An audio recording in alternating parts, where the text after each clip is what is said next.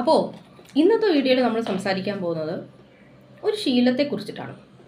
അപ്പോൾ നിങ്ങൾ വിചാരിക്കും ഈ ശീലമാണോ? അല്ല കേട്ടോ.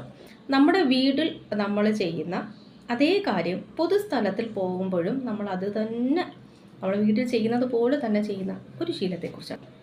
നമുക്കറിയാം, നമ്മൾ പല സ്ഥലങ്ങളിലൊക്കെ ചെല്ലുമ്പോൾ നമുക്ക് ദാഹജലം വെച്ചേക്കും. റെയിൽവേ സ്റ്റേഷനിലാവാം, ബസ് സ്റ്റാൻഡുകളിലാവാം, എന്തെങ്കിലും തിയേറ്ററിൽ പോകുമ്പോൾ ആവാം, ഇനി ചിലപ്പോൾ നമ്മൾ എന്തെങ്കിലും ഒരു ഡോക്ടറെ കാണാൻ ഒരു ക്ലിനിക്കിൽ പോകുമ്പോഴാവാം.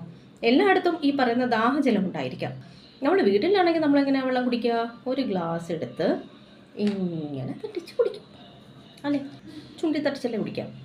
ശരി, അത് നമ്മുടെ വീട്ടിലാണ്. എന്നിട്ട് നമ്മൾ എന്താ ചെയ്യുക? അപ്പോൾ തന്നെ സോപ്പും വെള്ളം ഉപയോഗിച്ച് ആ ഗ്ലാസ് കഴുകി വൃത്തിയാക്കി നമ്മൾ സൂക്ഷിച്ച് വയ്ക്കും.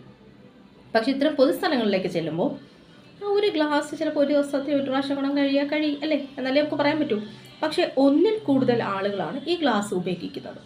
അപ്പം നമ്മൾ എന്ത് ചെയ്യണം? ഒരിക്കലും ഇത്തരം പൊതുസ്ഥലങ്ങളിൽ ചെന്ന് ഗ്ലാസ് ഉപയോഗിക്കുമ്പോൾ ഇങ്ങനെ തട്ടിച്ച് കുടിക്കാൻ പാടില്ല. കാരണം ഒരുപാട് ആളുകൾക്ക് ഉപയോഗിക്കണം.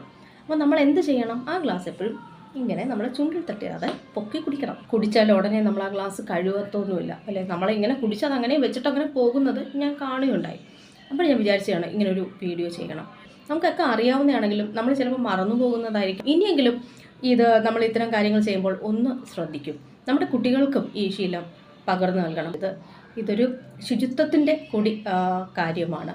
അപ്പോൾ നമ്മുടെ ചില ശീലങ്ങൾ മാറ്റേണ്ടത് തന്നെയാണ്. മാറാത്ത ശീലങ്ങൾ മാറിത്തുടങ്ങാം. നമുക്ക് എല്ലാവർക്കും ഒരുമിച്ച് നിന്നാൽ അത്തരം ശീലങ്ങളെ നമുക്ക് മാറ്റിയെടുക്കാം. ഈ ശീലം മാറത്തില്ല കേട്ടോ, പക്ഷെ ഇത് എൻ്റെ കൂടെ എന്നുള്ളതാണ്. അപ്പോൾ നിങ്ങളെന്തായാലും പറ്റുന്ന ആ ശീലം ഒന്ന് മാറ്റാൻ ശ്രമിച്ചു നോക്കേ. തെറ്റാം.